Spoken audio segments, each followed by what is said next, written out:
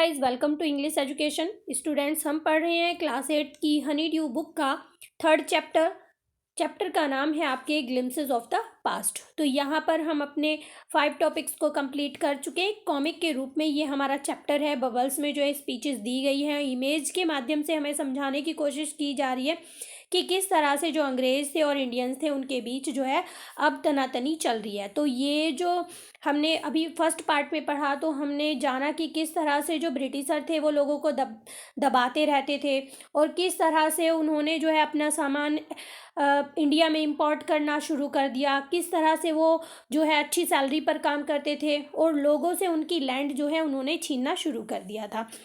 तो हमने पहले मैप में देखा था कि बहुत ही कम पार्ट में, इंडिया के बहुत ही कम पार्ट में जो ब्रिटिशर थे वो देखे जाते थे, वहाँ पर वो अपना बिजनेस करते थे।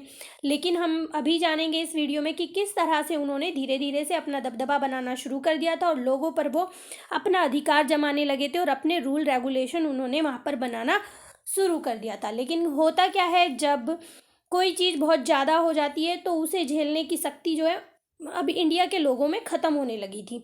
तो उन्होंने जो है वो डिससेटिस्फेक्शन पर आ गए, यानी कि वो असंतुष्ट होने लगे। जब उनके साथ बुरा व्यवहार होने लगा तो वो लोग जो है असंतुष्ट होने लगते हैं और वो सोचते हैं कि इस चीज़ के लिए आवाज़ उठाई जाए। तो देखिए क्या होता है। तो आपने अपना फर्स्ट पार्ट पढ़ लिया होगा। मैं आशा करती हूँ कि आपको वो समझ में भी आ गया होगा। अगर आपने उसको नहीं पढ़ा है तो डिस्क्रिप्शन बॉक्स में आपको लिंक मिल जाएगा, वहाँ से आप उस पार्ट को पढ़ सकते हैं। और ये हमारा इस वीडियो का सेकंड पार्ट है। यहाँ हम अपने चैप्टर को कंप्लीट करेंगे। और अगर आपने चैनल को सब्सक्राइब नहीं किया है तो चैनल को सब्सक्राइब कर लें और साथ ही में बेल आइकन को दबा लें, जिससे कि आपको आने वाली न्यू वीडियोज़ की नोटिफिकेशन मिलती रहे। तो चलिए स्टार्ट करते हैं। डिससेटिस्फैक्शन मीन्स होता है असंतुष्टि। अब उनके ऊपर इतना जो अत्याचार होने लगा तो लोगों में असंतुष्टि होने लगी। फिर भी वो अपनी पॉलिसी नई जो है लागू कर रहे थे। तो यहाँ पर देखिए, education is in India was in Persian and Sanskrit. अब भारत में जो एजुकेशन थी उस समय पर जो शिक्षा दी जाती थी वो पर्सियन थी और संस्कृत भाषा में वहाँ पर पढ़ाई होती थी। In 1835 a Englishman named Macaulay suggested a change. अब उसने जो है क्या करने का सोचा, चेंज करने का सोचा। उन्होंने सोचा कि उनकी लैंग्वेज को चेंज कर दिया जाए। We should teach the native through the English language. अब वो कह रहा है कि मैं क्या सोचता हूँ, मेरा मानना है कि ये जो इस राष्ट्र के जो लोग हैं उन्हें इंग्लिश पढ़ाई जानी चाहिए, इंग्लिश लैंग्वेज उन्हें आनी चाहिए। तो यहाँ पर एक और बैठा हुआ है अंग्रेज जो कहता है आई एग्री, कि हाँ मैं सहमत हूँ इस बात पर।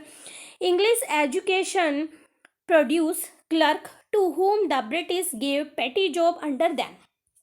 देखिए, अब जो लोग थे वो इंग्लिश पढ़ ली उन्होंने, जो इंडिया के लोग थे वो इंग्लिश पढ़ने लगे और उससे क्या हुआ कि बहुत सारे जो क्लर्क थे वो प्रोड्यूस हुए, यानी कि उन्हें क्लर्क की जॉब जो है मिलने लगी। वो जो ब्रिटिशर थे उनके नीचे, यानी कि उन्हें छोटी मोटी जॉब कोई दे दी जाती थी। Incidentally means luckily, it also produce a new generation intellectuals. तो क्या हुआ कि उससे जो है लोगों की जो इंटेलिजेंसी थी वो बढ़ने लगी। अब इंडिया के लोग जो है इंग्लिश पढ़ने लगे तो उनकी जो बुद्धिमानी थी वो बढ़ने लगी, कई लोग बुद्धिजीवी होने लगे। तो यहाँ पर आप देख पा रहे हैं कि इस इमेज में तो जो दो ब्रिटिशर हैं वो आपस में बातें कर रहे हैं कि हमें इन लोगों को इंग्लिश पढ़ानी चाहिए। अब यहाँ पर कुछ इंडियंस बैठे हुए हैं और वो तीनों कैसे आपस में बातें कर रहे हैं। अब वो जो है क्लर्क की जॉब पर रहने लगे, उन्हें छोटी मोटी कोई जॉब दे दी जाती थी और वो जो है उनके अंदर वो बुद्धिजीवी होने लगे। We must educate our brothers, उनमें से कोई एक कहता है कि हमें अपने भाइयों को भी एजुकेट करना चाहिए, शिक्षित बनाना चाहिए। And try improve their material condition, और उनकी जो मालिया हालत है जिससे वो सुधर सके, उसमें सुधार हो सके। For that we must convey our grievance to the British parliament. तो वो क्या कहते हैं, उनमें से एक बोलता है तो हमें क्या करना चाहिए कि हमारे ये जो दुख हैं, दर्द हैं, ये हमें ब्रिटिश पार्लियामेंट के सामने रखने चाहिए, या ये जो मांग है हमारी वो ब्रिटिश ब्रिटिशर के सामने हमें रखनी चाहिए। तो मैंने आपको स्टार्टिंग में एक मैप दिखाया था। तो दूसरा मैप आप जैसा कि यहाँ पर देख पा रहे हैं कि जो आपका येलो पार्ट है, अब ये तो इंडियन स्टेट्स हैं, और ये जो पिंक पार्ट आप देख पा रहे हैं ये ब्रिटिश एरिया हो गया, यानी कि उन्होंने धीरे धीरे पूरे भारत पर कब्जा जमाना शुरू कर दिया। स्टार्टिंग उन्होंने यहाँ से की थी और फिर उन्होंने, यहाँ पे बात की जा रही है by 1856 the British had conquered the whole of India, यानी कि पूरे भारत पर उन्होंने अपना कब्जा जमा लिया था, उन्होंने जीत हासिल कर ली थी। They care little about the need of Indians, अब वो तो जो इंडियंस थे उनकी बहुत कम परवाह करते थे।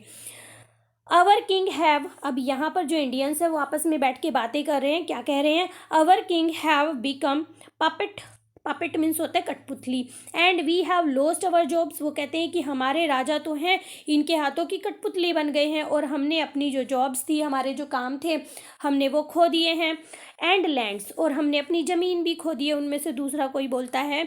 और आगे वो कहता है कि they are converting our brothers, converting का मतलब है वो उनके धर्म को बदल रहे हैं, दे मतलब जो ब्रिटिशर हैं वो हमारे हिंदू भाइयों और मुस्लिम भाइयों को अंग्रेज बना रहे हैं। यू ओनली टॉक, तभी एक और बोलता है यू ओनली टॉक, तुम केवल बातें ही करते रहोगे, डू समथिंग, कुछ करो, टू ड्राइव देम आउट, उन्हें यहाँ से भगाने के लिए कुछ करो। तो यहाँ पर आप इमेज देख पा रहे हैं कि पूरे जो सभी इंडियंस हैं वो आपस में बैठ के यहाँ पर बातें कर रहे हैं। तभी क्या होता है, द स्पार्क्स, स्पार्क्स मीन्स एक चिंगारी उठती है, एक चिंगारी फैलती है। टैक्सेस कंटिन्यू टू रूइन, और वो कब की बात थी, 1855 से लेकर 57 तक की। तो स्पार्क्स मीन्स होता है चिंगारी। तभी क्या होता है, 1855 से 1857 तक एक चिंगारी उठने लगती है, यानी कि लोगों को बहुत ज़्यादा दबाया गया था, लोग जो है बहुत ज़्यादा परेशान हो गए थे। Taxes continue to ruin the peasants, peasants means होता है फार्मर, अब जो लगातार जो टैक्सेस थे वो बढ़ाए जा रहे थे, उससे जो फार्मर थे वो बिल्कुल बर्बाद हो गए थे। इन बंगाल, बंगाल में the Santhals who had lost their land under new land rule, अब एक नया लैंड रूल बना दिया गया था जिसके अंतर्गत जो सेंथाल्स थे, सेंथाल्स मतलब एक प्रजाति को कहा गया है, उन्होंने जो है अपनी ज़मीन को खो दिया था। बीकेम डिस्पैरिट, वो जो है बहुत नाराज हो गए थे। In 1855 they rose in rebellion and massacres European and their supporter alike, अब वो मतलब इतने नाराज हो गए कि उन्होंने 1855 में क्या किया, उन्होंने जो है विद्रोह कर दिया, उन्होंने यूरोपियन को मारना शुरू कर दिया, और जो यूरोपियंस के यानी कि उन अंग्रेजों के जो सपोर्टर थे उनको भी मारना शुरू कर दिया। Discontent was brewing, brewing means होता है पनपना, बढ़ना, in East India company's army too, तो ईस्ट इंडिया कंपनी की जो आर्मी थी उसमें भी इंडियंस थे, तो वहाँ पर भी ये डिसकॉन्टेंट शुरू हो गया, ये बढ़ना शुरू हो गया। तो देखिए यहाँ पर आप देख पा रहे हैं कि आर्मी के लोग हैं, जो सोल्जर हैं, जो ब्रिटिश सर के लिए काम करते हैं, वो देखो आपस में क्या बातें करती हैं। The white soldier gets huge pay, जो वाइट सोल्जर्स हैं उन्हें तो बहुत बड़ी सैलरी भी दी जाती है। मैंसियंस टू लिव इन सर्वेंट, और उन्हें जो है बंगले दिए जाते हैं और सर्वेंट भी दिए जाते हैं, यानी कि नौकर चाकर भी दिए जाते हैं। While we get pittance and slow promotion, जबकि हमें क्या है, हमें तो बहुत कम सैलरी दी जाती है और हमारा प्रमोशन भी बहुत स्लो होता है, हमारी उन्नति भी नहीं होती है। द अंग्रेज ask us to cross the sea which is against our religion, who is the टोपी वाला to abolish our age old customs, custom means होता है रीति रिवाज। तो यहाँ पर एक कहता है कि ये जो अंग्रेज हैं ये हमें क्या कहते हैं, ये हमें समुद्र को क्रॉस करने के लिए कहते हैं, समुद्र पार करने के लिए कहते हैं, जो कि हमारे धर्म के विरुद्ध है। तो वो उनमें से कहते हैं, वो कह रहे हैं कि ये टोपी वाले कौन हैं, कौन है ये टोपी वाला जो हमें हमारे जो पुराने रीति रिवाज हैं, हमारे कस्टम है, उन्हें छोड़ने के लिए कह रहे हैं। We must drive out the Angrez, अब इनमें से एक बोलता है, वो थोड़ा सोच रहा है, इस तरह कह रहा है कि हमें जो है इन्हें यहाँ से भगाना ही पड़ेगा, जो अंग्रेज हैं उन्हें हमें यहाँ से भगाना पड़ेगा। Sepoy Mangal Pandey attacked the adjutant of his regiment and was executed. तो यहाँ पर मंगल पांडे के बारे में बताया जा रहा है कि जो मंगल पांडे होता है वो अपने ही रेजिमेंट के एक ब्रिटिशर थे उसके ऊपर अटैक कर देते हैं और उसके लिए उन्हें फांसी दी जाती है। Thousand of other sipahis revolted. अब जो हजारों दूसरे सिपाही होते हैं वो भी यहाँ पर विद्रोह कर देते हैं। देवर स्ट्रिपिड ऑफ दियर यूनिफॉर्म, और इस तरह जो उनकी यूनिफॉर्म्स थी यानी कि उनकी जो वर्दी थी, उनकी जो नौकरी थी वो छीन ली जाती है। Humiliated and put in irons. अब उन्हें जो है बहुत उनके साथ दुर्व्यवहार किया जाता है और उन्हें जो है जेल में डाल दिया जाता है, जैसा कि उन्होंने पहले से ही लॉ बना दिया था कि बिना किसी ट्रायल के वो उन्हें जेल में डाल सकते थे। Few Englishmen had care to understand Indian custom or the people's mind। तो वो जो अंग्रेज थे उनमें कुछ लोग अच्छे भी थे, वो क्या करते थे, वो केयर करते थे और समझते थे जो इंडियंस थे उनके रीति रिवाज और ये सारे उनके माइंड को वो समझते थे। तो देखिए यहाँ पर क्या बातें हो रही हैं। ओ प्राउड ब्राह्मण soldier, do you know that the grease on the bullet you have to bite is made from the fat of cows and pigs। तो यहाँ पर उनसे एक पर्सन कह रहा है, एक ब्राह्मण है, उससे कह रहा है कि ओ प्राउड ब्राह्मण सोल्जर, क्या तुम जानते हो कि ये जो ग्रीस लगा होता है बुलेट के ऊपर जिसे तुम काटते हो अपने मुंह से, ये किसका बना होता है? Fat of cows and pigs, ये गाय और पिग्स की चर्बी से बना होता है। व्हाट? अब ब्राह्मण बोलता है क्या? यहीं पे आप देख पा रहे हो कि एक मुस्लिम पर्सन भी यहाँ पर खड़ा हुआ है और वो कह रहा है the white man has deceived us too. वो कहता है कि डिसीव्ड का मतलब होता है धोखा देना। तो वो कहता है कि ये जो गोरे लोग हैं इन्होंने तो हमें भी धोखा दिया है। अब वो जो है आपस में बातें कर रहे हैं कि किस तरह से वो धोखा दे रहे हैं लोगों को। सून chapatis were sent from village to tell the people that their emperor would want their services। ठीक है, तो अब गांव गांव में चपाती का मतलब है रोटी। रोटी तो भेजने का ऐसे ही एक बहाना था, लेकिन उसके थ्रू एक मैसेज भेजा जाने लगा। क्या मैसेज भेजा जाने लगा? कि जो हमारे एम्परर हैं, जो उनके एम्परर हैं, उन्हें मदद चाहिए उन लोगों की, यानी कि रिवॉल्ट करना चाहते थे, वो विद्रोह करना चाहते थे और सभी लोगों की उसमें मदद चाहिए। तो वो चपाती देते हैं और उसके साथ साथ मैसेज भेजते हैं कि उन्हें उनकी मदद चाहिए। तो देखिए उन्हें क्या आंसर मिलता है, yes all my village man will be ready. तो जवाब मिलता है कि हमारे गांव के सभी लोग तैयार रहेंगे, आपकी मदद करेंगे, क्योंकि हर कोई उस टाइम पे इन सब चीज़ों से परेशान था। आगे देखते हैं तो क्या कहा जा रहा है कि that to the foreigner, sorry यहां से देखते हैं।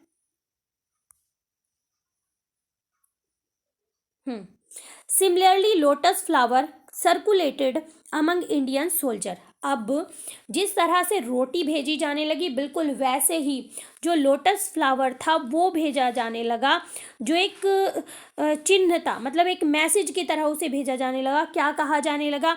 डैट टू द फॉरेनर, कि इन लोगों को, ये जो विदेशी हैं, इन्हें मारो और यहाँ से भगाओ। The masses gave them help and shelter to the patriot means मतलब वो जो देशभक्त थे उनकी सब मदद करने लगे, उन्हें आश्रय देने लगे, हर तरह की मदद जो है उनके पास पहुंचाई जाने लगी। अब देखते हैं नंबर 8 पर रिवोल्ट मीन्स होता है विद्रोह, और कहाँ से शुरू हुआ ये और कब शुरू हुआ? 1857 में ये शुरू हुआ, और कहाँ से शुरू हुआ? मेरठ से। Then there was a violent outbreak at Meerut, यानी कि बहुत बड़ी क्रांति, एक भयंकर घनघोर युद्ध जो है, मेरठ से एक क्रांति जो है शुरू हो गई। द सिपाहीज मार्च टू दिल्ली, जो सिपाही थे वो दिल्ली की तरफ बढ़ने लगे। तो यहाँ पर देखो आप, वो जयकारे बोल रहे हैं, क्या कह रहे हैं? लिव लॉन्ग अवर एम्परर बहादुर शाह को कह रहे हैं कि उसकी जय हो जय हो। तो ये इस तरह से जो लोग हैं वो विद्रोह करना शुरू कर देते हैं। The rebellions spread wider. अब ये जो विद्रोह था ये बहुत बड़े पैमाने पर फैल गया, यानी कि हर जगह फैल गया। Many landlord had lost their lands because of British policies. अब ब्रिटिशर ने जो पॉलिसी लगा दी थी इसकी वजह से बहुत सारे लैंडलॉर्ड्स थे, जो बड़े लैंडलॉर्ड थे जिनके पास ज़्यादा ज़मीन थी, उन्होंने भी अपनी ज़मीन को खो दिया था। एंड दे आर श्योर, और वो भी उनसे नाराज़ थे। The white man's rule must end, और वो कह रहे हैं कि ये जो वाइट रूल चल रहा है, ये जो गोरे लोग हैं, इनका जो यहाँ पर इनकी हुकूमत चल रही है, इसका एंड होना चाहिए, इसका अंत होना चाहिए। Yes we will help you. और वो जो लैंडलॉर्ड्स थे वो कहते हैं कि हाँ हम भी तुम्हारी मदद करेंगे। अब आ जाते हैं अपने लास्ट टॉपिक पे, the fight for the freedom. अब जो फाइट है वो किस तरह से हुई, देखिए यहाँ से पढ़ लेते हैं। 1857 की बात है। मैनी फॉर्मर रूलर्स, फॉर्मर मतलब पहले, जो पहले बहुत सारे रूलर्स थे, लाइक बेगम हज़रत महल, जैसे कि बेगम हज़रत महल की बात बताई जा रही है, ऑफ लखनऊ वर बिटर, वो भी बहुत कड़वाहट में भरी हुई थी। क्या कहती हैं वो, the white man has taken away my kingdom. वो कहती हैं कि ये जो वाइट मैन है इन्होंने मेरे भी राज्य को छीन लिया है। They join the upsurge against the foreigner. अब वो भी जो है इस सब युद्ध इन सब लड़ाइयों में वो भी बढ़ चढ़ कर हिस्सा लेती हैं, वो भी भाग लेती हैं, और वो कहती हैं कि मेरी किंगडम को भी हमसे छीन लिया गया है। पॉपुलर लीडर लाइक मौलवी अहमदुल्ला और फिरोज़ाबाद टोल्ड द पीपल। अब यहाँ पर एक फेमस लीडर थे, पॉपुलर लीडर थे, जिनका नाम था मौलवी अहमदुल्ला, जो फिरोज़ाबाद से थे। वो लोगों को क्या कहते हैं, राइज ब्रदर राइज, भाइयों उठो, द अंग्रेज इज़ रूइनिंग आवर लैंड। जो अंग्रेज हैं वो हमारी लैंड को बर्बाद कर रहे हैं, ख़त्म कर रहे हैं। The people rose everywhere in Bareilly, Kanpur and Ahmedabad. जो लोग थे वो हर जगह से उठने लगते हैं, यानी कि उस विद्रोह में शामिल होने लगते हैं, जैसे कि बरेली से, कानपुर से और इलाहाबाद से, हर एक जगह से लोग जो है आगे बढ़ते हैं। अजीमुल्ला खान टोल्ड तातिया टोपे। अजीमुल्ला खान तातिया टोपे से कहते हैं, we should have Peshwa Nana Sahib as our leader in this war of independence. तो वो कहते हैं कि हमें जो है नाना पेशवा साहिब को अपना लीडर बना लेना चाहिए। ये जो हमारा स्वतंत्रता के लिए ये जो युद्ध चल रहा है इसमें हमें उन्हें लीडर बनाना चाहिए। 80 year old Kunwar Singh of Bihar received A bullet in his wrist. Wrist means होता है कलाई। तो जो 80 साल के कुंवर सिंह थे, जो बिहार से थे, उनके हाथ में बुलेट लग जाती है, गोली लग जाती है, और वो क्या कहते हैं, mother Ganga this is my last offering for you. वो कहते हैं गंगा माँ से कि ये मेरी आखिरी आहुति है तुम्हारे लिए। तो इस तरह से जो लोग होते हैं वो डरते नहीं हैं मरने से भी। देखिए लास्ट यहाँ पर है,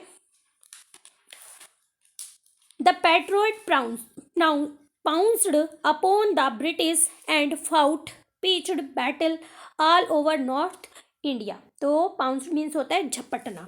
तो जो पूरे देशभक्त थे वो जो ब्रिटिशर थे उनके ऊपर झपट पड़ते हैं और उनसे जो लड़ाई थी वो लड़ने लग जाते हैं। घनघोर युद्ध जो है उनके बीच में हो जाता है पूरे नॉर्थ इंडिया में। तो ये जो स्टोरी थी, ये जो फ्रॉम आवर फ्रीडम मूवमेंट किसके द्वारा लिखा गया था, ये लिखा गया था SD सावंत के द्वारा। आई होप ये सब आपको समझ में आ गया होगा और आपने जाना होगा कि किस किस डेट में आपने क्या क्या फाइट देखी, क्या क्या इवेंट हुए।